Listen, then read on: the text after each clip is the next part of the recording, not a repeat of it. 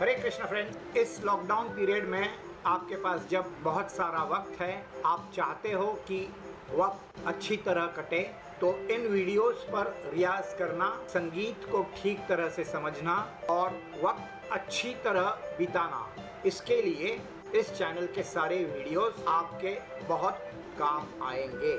मेरा ये जो YouTube चैनल है, इस पर अब तक 3350 वीडियोस जो अपलोडेड हैं, ये सारे वीडियोस इस तरह से बनाए गए हैं कि आप जैसे संगीत प्रेमी इन वीडियोस को देखकर संगीत की रियाज कर सकते हो।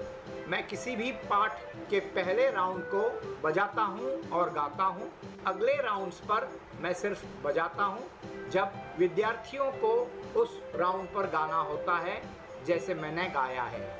ऐसा करने से विद्यार्थियों में उस पाठ की समझ बहुत अच्छी होती है और वो पाठ पक्का हो जाता है। ये सारे पाठ जो हैं, इनमें है शास्त्रीय संगीत के पाठ, जैसे ताने हैं, अलंकार हैं, खटका, मुर्की, गमक, इसके लेसन्स हैं, वॉइस रेंज इंक्रीजिंग के लेसन्स हैं, वो कोमल स्वर, तीव्र स्वर क्या है, ये समझ आने के लिए लेसन्स हैं। ये सारे लेसन्स जब आप करते हो तो संगीत का आपका ज्ञान पूरा 100% हो जाता है। इस चैनल पे आप पाओगे गांधर्व महाविद्यालय के सिलेबस के अंतर्गत जितने भी राग हैं, जितने भी एग्जाम्स हैं, उनके लेवल्स के मुताबिक ये रागों के सरगम गीत, रागों की बंदिशें अपलोड हुई है। मेरे इस चैनल पर मैंने फिल्मी गीतों के कराओके ट्रैक्स भी अपलोड किए हुए हैं, जिन पर एवरेज रेंज के जो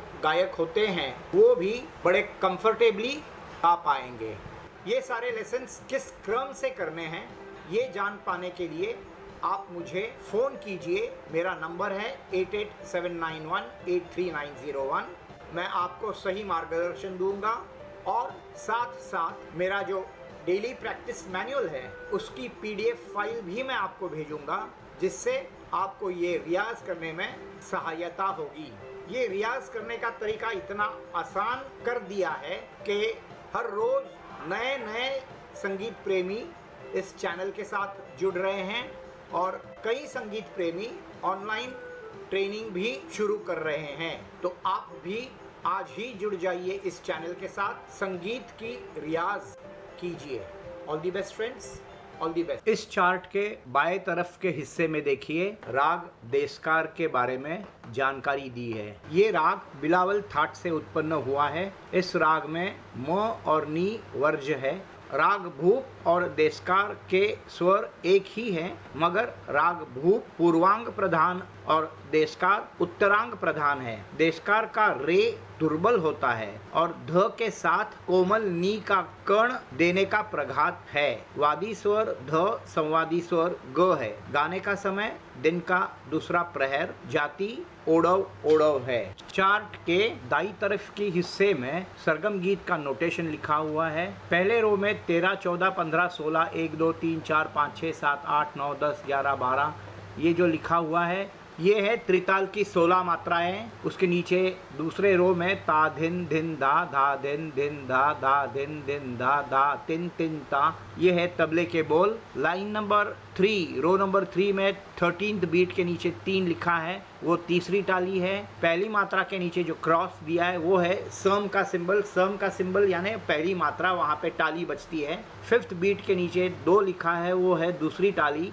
और 9वीं बीट के नीचे 0 लिखा है, वो है खाली का सिंबल। स्थाई की पहली लाइन 2 बार गानी है, दूसरी लाइन 2 बार गानी है, इसलिए आखिरी कॉलम में आप देखोगे वहाँ पे 2 लिखा हुआ है। दूसरी लाइन 2 बार लेने के बाद ध्रुव जो लिखा है उसका मतलब है ध्रुपद। ध्रुपद यानी पहली लाइन, और स्थाई की पहली लाइन वहाँ पे गानी है। स्थाई की पहली लाइन पूरे 16 मात्रा गाने के बाद अंतरा शुरू होता है 13वीं मात्रा पर। अंतरे की दोनों लाइन्स भी 2-2 बार गानी है। अंतरे के दूसरे लाइन के बाद भी ध्रुव आता है यानी ध्रुपद, वहाँ भी आपको पहली लाइन यानी ध्रुपद की जो पहली लाइन है वो यहाँ पे गानी होती है।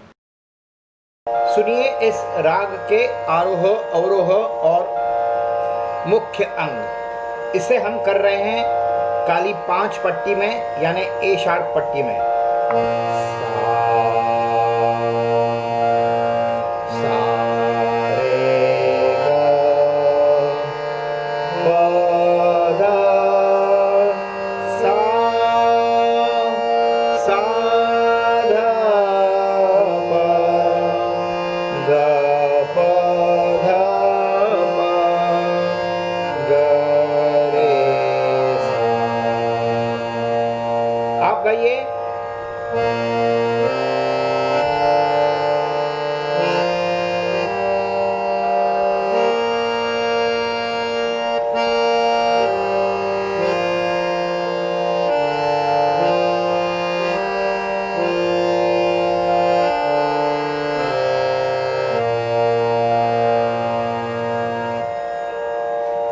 इसका मुख्य अंग